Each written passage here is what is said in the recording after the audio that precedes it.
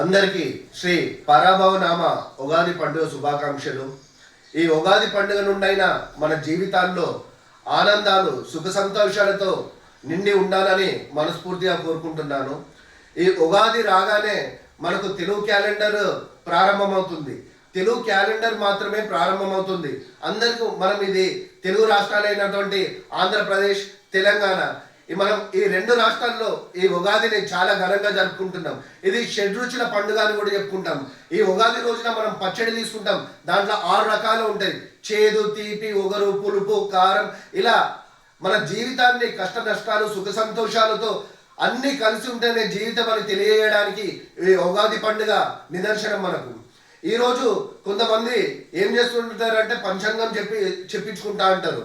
ఈ రోజు నుండి పంచాంగం ప్రారంభమవుతుంది. మన తెలుగు పంచాంగం ఏది ఎలా ఉన్నా కానీ మనం ధైర్యంగా ఉంటేనే మన జీవితం అనేది ముందుకు వెలుగుతుంది.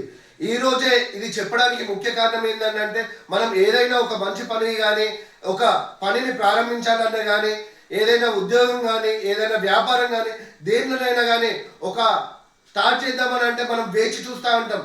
అలాంటి వేచి చూడకుండా దీన్నే మనం ఒక శుభ పరిణామంగా తీసుకొని ఏదైతే పనులు స్టార్ట్ చేద్దాం అనుకుంటున్నామో ఆ పనులు ఖచ్చితంగా స్టార్ట్ చేయాలి.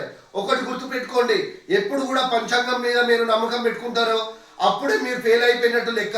గుర్తుంచుకోండి, రాజయోగం ఇది. రాజయోగం నీకు ఆదాయం ఇంత, వ్యయం ఇంత, ఇవన్నీ ఖర్చులు లెక్కేసుకుంటే చూస్తుంటే కొందరు నాకు ఆల్రెడీ నేను ఆదాయం నాకు 0 అని పని చేసుకోకుండా ఇంట్లో కూర్చుంటే మీరు ఎప్పటికీ 0గానే ఉంటారు.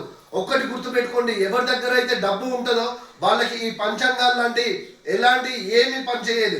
గుర్తుంచుకోండి, కష్టపడి పని చేస్తేనే మీకు అంత విలువ ఉంటుంది. ఇదే చెప్తున్నారు కదా. ఇప్పుడు ఈ ఉగాది రోజున పంచాంగాలు చూపించుకొని రాశుల వారిగా వారి ఫలాలు ఇలా ఉంటాయన్నప్పుడు లేనివారు ఒక్కరు మాత్రమే ఈ ఫలాలను చాలా ఇంట్రెస్ట్ కొద్ది చూస్తూ అంటారు. అది మనం కంపేర్ చేసుకోండి. ఒక్కసారి ఉదాహరణ తీసుకోండి. మనది ఇప్పుడు మేషరాశి కానీ, తులారాశి కానీ, ఏదో ఒక రాశి కానీ, లేనోళ్ళము మనం ఇలా ఉన్నాము, మనము ఇలాంటి రాశి ఫలాలు చూస్తుంటాం. అదే ఉన్నోళ్ళ దాంట్లో రాశి ఫలాలలో మేషరాశి, తులారాశి, వృషభ రాశి అలా ఎదిగేటోళ్ళు లేరా? సంవత్సరం పైకి వచ్చేటోళ్ళు లేరా? వాళ్ళకి ఆదాయం తక్కువైనా కూడా వాళ్ళు ఎలా ఎదుగుతున్నారు? అది ఆలోచించండి. అలా ఆలోచించి ఈ పండుగ నుండైనా మనం కష్టం చేస్తేనే మనం ఎదుగుతామనేది గుర్తుంచుకొని ఈ పండుగ ఆరంభమైనట్టు రోజున మీ అందరికీ ఉగాది పండుగ శుభాకాంక్షలు తెలియజేస్తున్నాను. అలాగే ఇక నుండైనా మన మధ్యతరగతి జీవితాల్లో సుఖ సంతోషాలతో ఎప్పుడూ ఆనందంగా ఉండాలని మనస్ఫూర్తిగా కోరుకుంటున్నాను. ఇవన్నీ జరగాలి అని అంటే మనం కష్టపడి పనిచేయాల్సి ఉంటుంది. ఏదైతే మనము చేద్దామనుకుంటున్నామో దానిపైన ఖచ్చితమైన ఫోకస్ పెట్టి చేస్తేనే మనం విజయం సాధించగలుగుతాం.